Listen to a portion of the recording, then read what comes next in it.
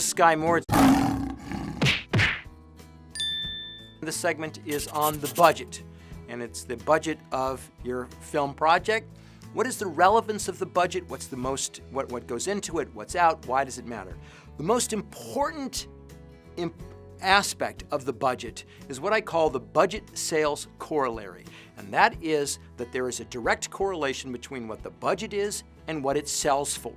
And the reason for that is if you're a distributor and you're faced with two films and they both have the same script, talent, this and that and the other, but one costs more than the other, which one do you value more? And because the world is uncertain, and the only thing that when you get done with it, the distributors can get their hands on and understand is the budget. And the one that is the more expensive will sell for more. The second aspect of a budget that's relevant is that what I call the pile-on effect. Hollywood views films as either having a high budget or a low budget. And when they hear low budget, they think, well, we'll work for scale or we'll work on a deferment, we'll cut our fees. But the moment they hear high budget, it piles on. And they think, I'm going to get my full freight, and I'm going to get this and that, and I'm going to add my assistants. And for example, I've seen where I once had a low budget film for $6 million, and a big star got added for $20 million. And you would have thought the budget would go from 6 to 26 million. But in fact, overnight the budget went to $40 million because of this pile-on effect. So that's another important aspect of the budget. The third aspect is many fees are based on a percentage of the budget.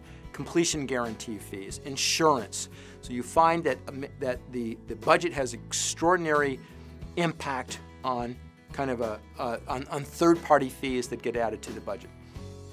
Because of the budget sales corollary, you often find producers attempting to inflate their budgets, and there's various ways that they can inflate the budget. One is by putting in producer fees, where they're really paying themselves.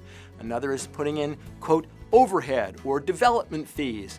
And when you see those, what's really happening is the producer is banking on the budget sales corollary to make up for this increase in the budget that is effectively padding the budget.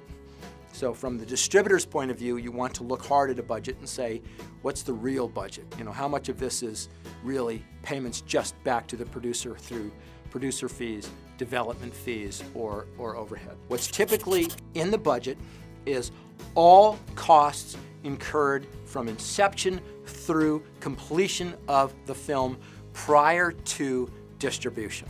So script costs, writer, director, talent, then all the below-the-line costs, editing, and all costs relating to financing.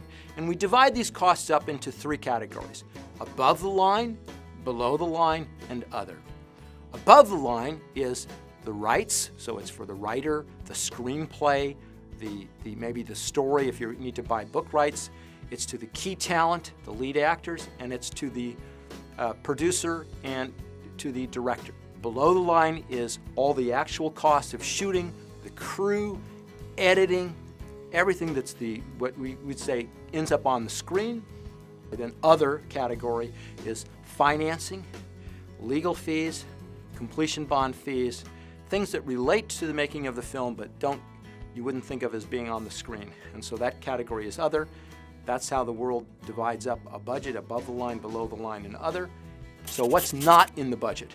What's not in the budget are deferments to talent, residuals owed to the guilds out of gross receipts, and participations to talent.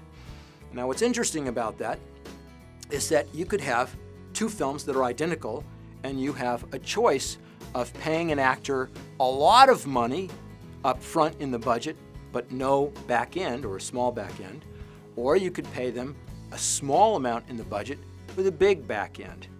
And what you find is because of the budget sales corollary, the industry has basically gravitated toward paying actors more up front and a smaller amount on the back end, because that increases the budget and that will increase the amount that the film is sold for, as opposed to one where the talent's fee is maybe less in the budget and a bigger back end, because the way that film will be perceived, oddly, is that it will be less valuable or sell for less than the one with the bigger budget.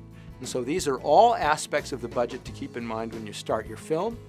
This is Sky Moore tuning out on this segment. Hope you join me for the next one.